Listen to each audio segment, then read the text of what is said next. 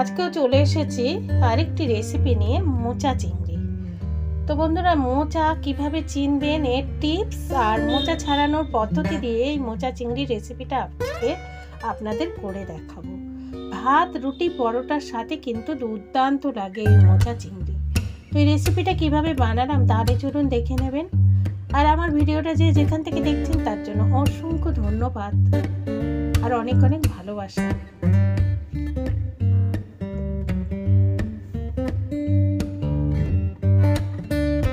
চৈতালি রান্নাঘর অ্যান্ড ব্লগে সবাইকে স্বাগত। এখানে মোচা আর চিংড়ি মাছ নিয়ে নিয়েছি। এটা পাকা কলার মোচা। আপনারা মোচা কীভাবে চিনবেন? মুখে দিয়ে দেখে নেবেন।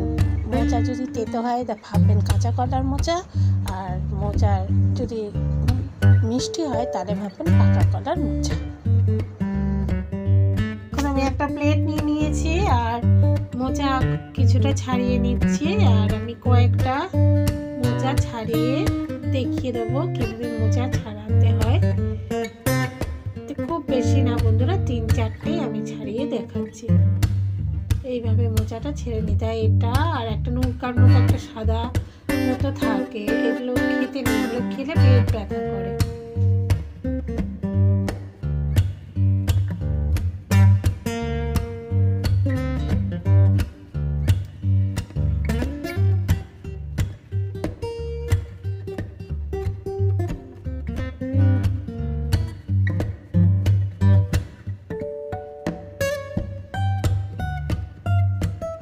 একটা আমি ছাড়িয়ে নিচ্ছি।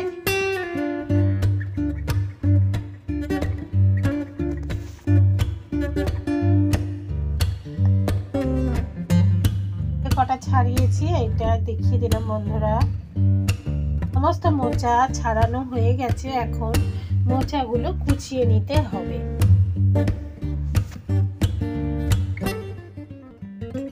মোচা কেটে নিচ্ছি আর একটা জায়গায় হলুদ জল দিয়ে রেখেছি বাটিতে, মোচা যাতে না কালো হয় তার জন্য। কুকারের মধ্যে হলুদ জল সমেত মোচাটা ঢেলে দিচ্ছি আর একটুখানি নুন দিয়ে দিলাম।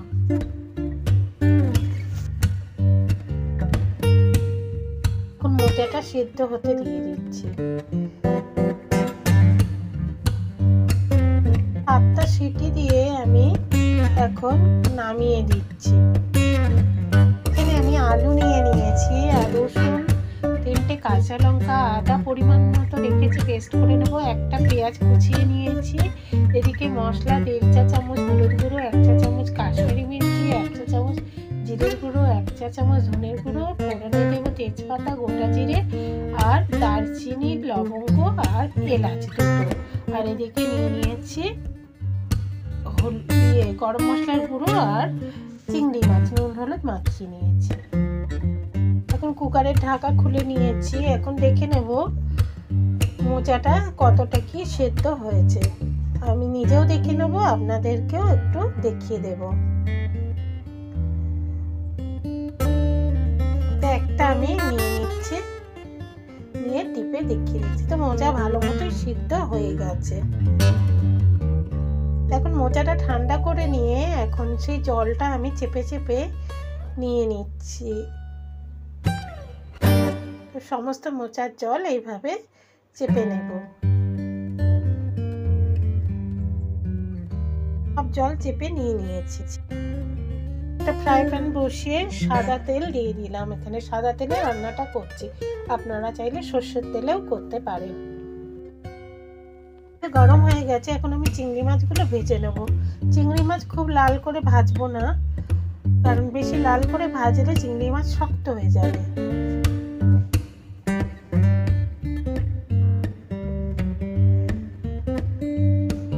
একটু নাড়াচাড়া করে নিচ্ছি। মাছ ভাজা হয়ে গেছে, নামিয়ে নিচ্ছি। এখানে একটা কড়া বসিয়ে দিয়েছি এবং পরিমাণ মতো তেল অ্যাড করে দিলাম। গরম হয়ে গেছে। এখন আমি আলুগুলো ছেড়ে দিচ্ছি। আলুগুলো ভেজে নেব। সামান্য নুন দিয়ে দেব।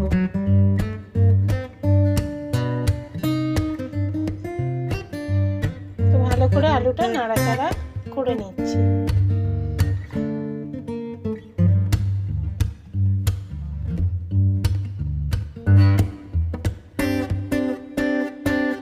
আলু ভাজা হয়ে গেছে, এখন আমি নামিয়ে দিচ্ছি।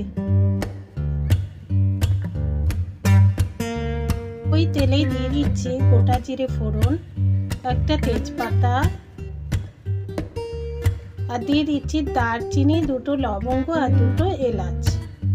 ফোড়নটা একটু ভালো করে ভেজে নেব, ভালো গন্ধ বেরোলেই তখন পেঁয়াজটা দিয়ে দেবো। তো ভালো করে ভাজা হয়ে গেছে, গন্ধও বেরিয়ে গেছে। তো এখন আমি একটা পেঁয়াজ কুচিয়ে রেখেছি, সেটা দিয়ে দিলাম। এখন পেঁয়াজটা একটু লাল করে ভেজে নেব।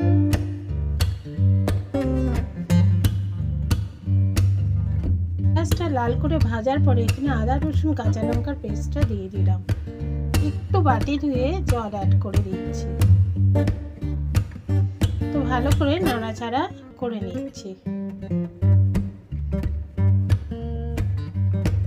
এখন বাদ বাকি যে মশলাটা আছে সেটাও অ্যাড করে দেবো। 1.5 চা চামচ হলুদ গুঁড়ো, 1 চা চামচ করে জিরের গুঁড়ো, ধনের গুঁড়ো, কাশ্মীরি মির্চি।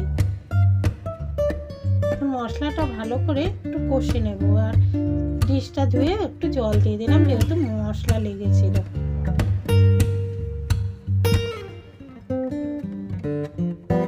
তো মশলাটা ভালো মতো কষে এসছে, তেলও বেরিয়ে এসছে। এখন আমি আলুগুলো দিয়ে দিচ্ছি। তো আমি মোচাটাও দিয়ে দেবো এখানে। একবারে মোচা দিয়ে ভালো করে মশলার সাথে কষে নেব।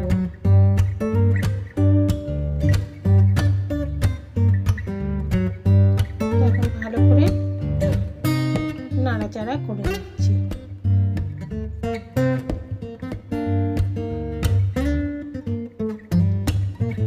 এখন আমি চিংড়ি মাছগুলো দিয়ে দিলাম।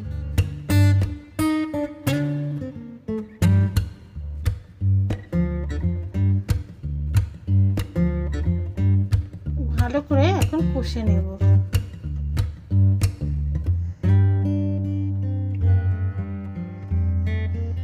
এখন আমি দিয়ে দেব পরিমাণ মতো নুন,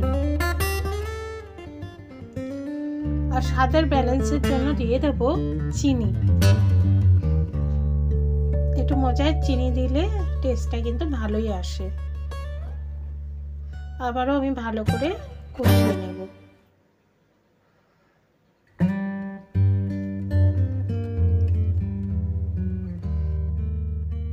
খুব ভালো করে চিংড়ি মাছ, আলু, মোচা ভালো করে মশলার সাথে কষিয়ে নিলাম। এখন গরম জল এখানে আমি অ্যাড করে দিচ্ছি। তো ভালো করে নাড়াচাড়া করে নেব।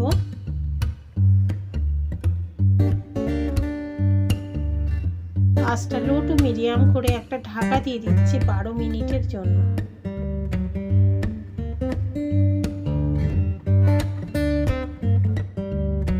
12 মিনিট পরে চলে এলাম। এখন দেখে নেব নুন, মিষ্টি, ঝাল আর আলুটা সিদ্ধ হয়েছে কিনা সব চেক করে নিচ্ছি।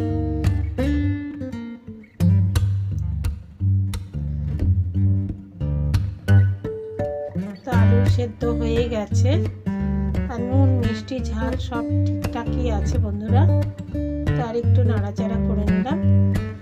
এখন আমি দিয়ে দেবো হচ্ছে গরম মশলার গুঁড়ো সামান্য, আর দিয়ে দেবো 1 চা চামচ গাওয়া ঘি।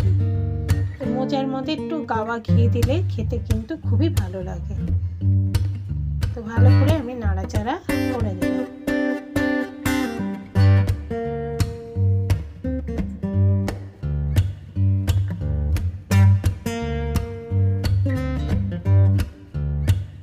তো মোচা চিংড়ি অলমোস্ট হয়ে গেছে বন্ধুরা, অলমোস্ট ডান। এখন আমি নামিয়ে সার্ভ করে দেব। এখন আমি মোচা চিংড়ি সার্ভ করে দিচ্ছি বন্ধুরা। এইভাবে একবার রান্নাটা করে খেয়ে দেখুন, অসাধারণ লাগবে। রুটি, পরোটা, গরম গরম ভাতের সাথে অসাধারণ স্বাদ হয়।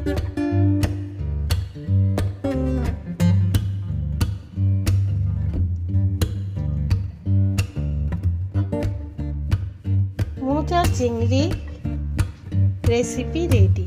আপনাদের যদি এই রেসিপিটা ভালো লেগে থাকে তাহলে লাইক, কমেন্ট, শেয়ার আর আমার সঙ্গে জুড়ে থাকুন। বেল আইকনটা প্রেস করে দিন। আমি যখনই রান্না দেব নোটিফিকেশন পেয়ে যাবেন। ধন্যবাদ। আপনারা সবাই ভালো থাকুন, সুস্থ থাকুন।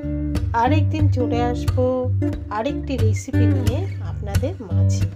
আজকের মতো বিদায়, নমস্কার।